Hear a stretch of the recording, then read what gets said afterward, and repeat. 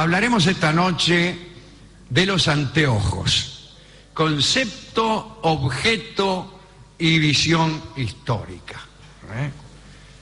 Empecemos diciendo que el esfuerzo que se exigía de los ojos en tiempos medievales era enorme. Las habitaciones donde se leía estaban oscuras en verano para protegerlas del calor.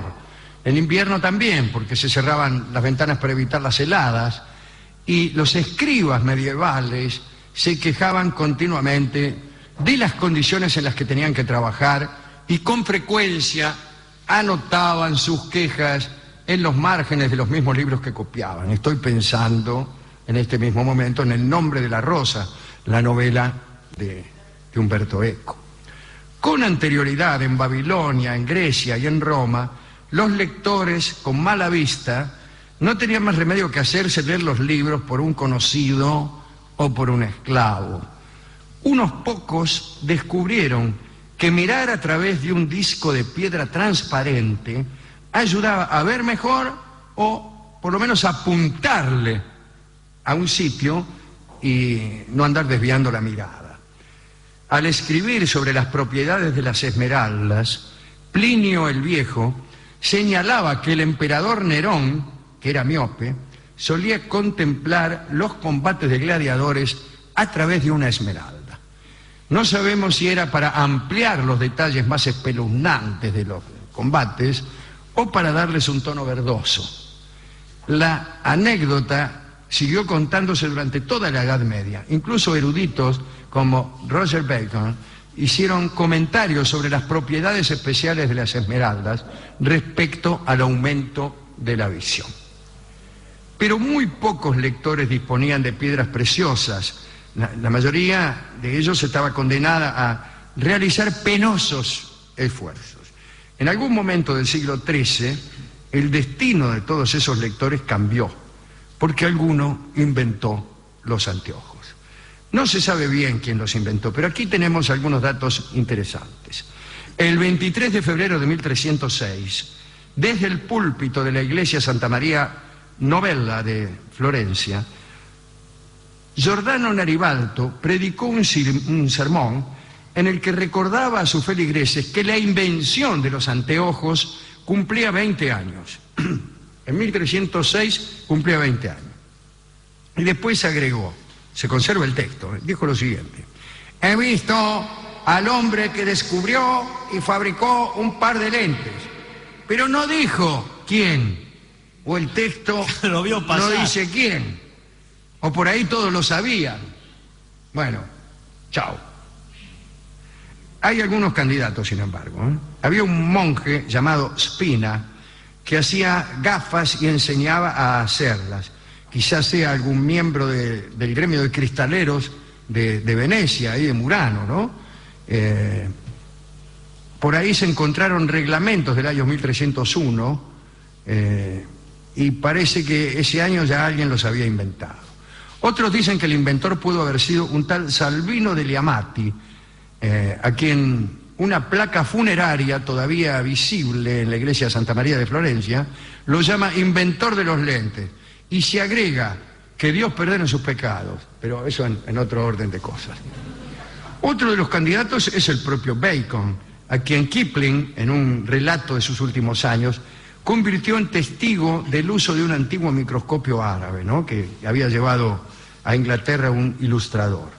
En 1268 Bacon había escrito: si alguien analiza letras o objetos pequeños por medio de un cristal que tenga un segmento de esfera con el lado convexo hacia el ojo, verán las letras mucho mejor y más grandes. Por fin uno que se había dado cuenta de cómo funcionaba el asunto. Hasta bien entrado el siglo XV, los anteojos para leer eran un lujo. Valía mucha guita. En realidad pocos los necesitaban, porque no había tanta gente que leyera. Y los que tenían libros eran unos pocos privilegiados. Después vino la imprenta, en ese mismo siglo, ¿no? Y con la relativa popularización de los libros, aumentó la demanda de lente. Sucedió algo curioso. A partir del siglo XIV, algunos pintores para resaltar la personalidad estudiosa y prudente de un personaje, de un cuadro, le pintaban lentes, Pero a veces ese tipo estudioso era de la antigüedad clásica. Algunos llegaron a pintarle lentes a los que rodeaban el lecho de María e incluso a los apóstoles. Siempre hubo en la pintura algunos detalles que ayudaban al público a percibir el carácter estudioso de los personajes. En Oriente, en Roma, en Grecia, siempre era un libro o una tablilla, ¿no? Cuando aparecía un tipo con un libro en la mano, ese era el que sabía. Ahora, los dioses nunca llevaban libros, sabían pero no llevaban libros. Ninguna divinidad aparece representada con un libro, salvo el dios Tot de Egipto, que está siempre con un libro en la mano, y es el libro que él inventó, es el libro de los muertos.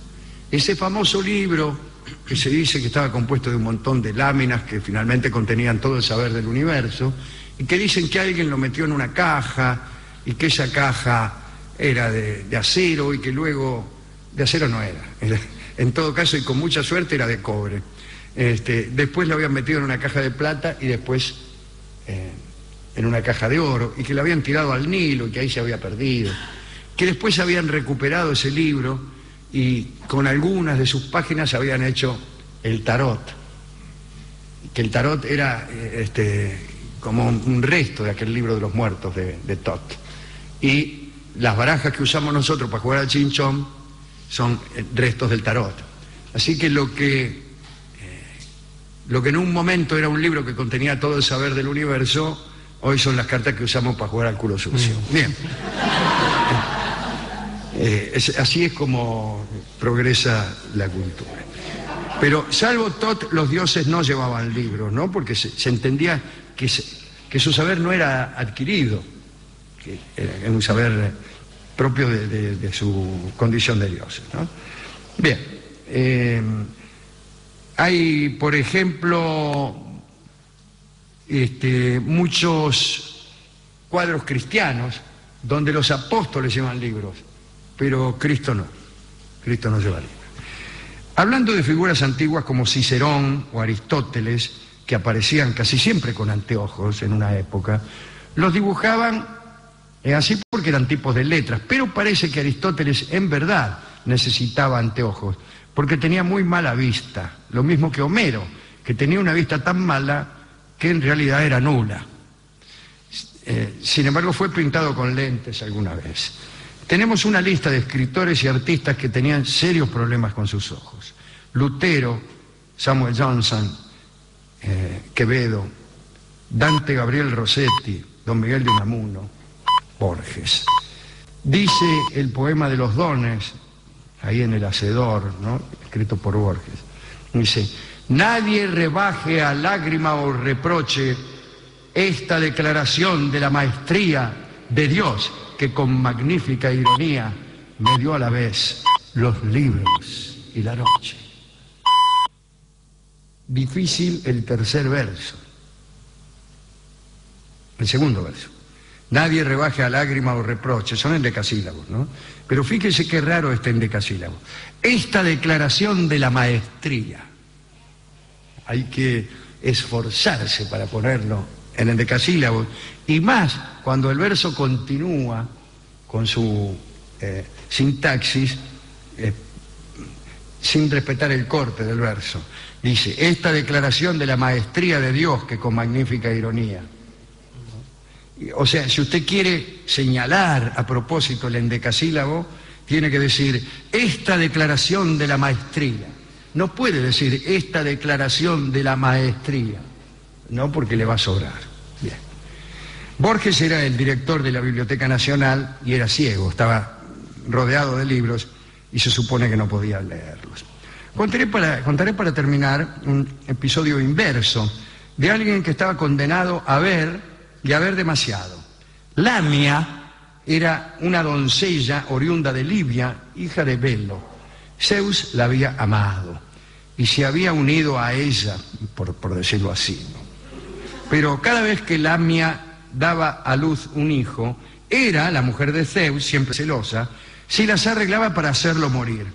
Al fin, Lamia fue a ocultarse en una cueva solitaria y se desesperó tanto que se convirtió en un monstruo envidioso de las madres dichosas, cuyos hijos robaba y devoraba.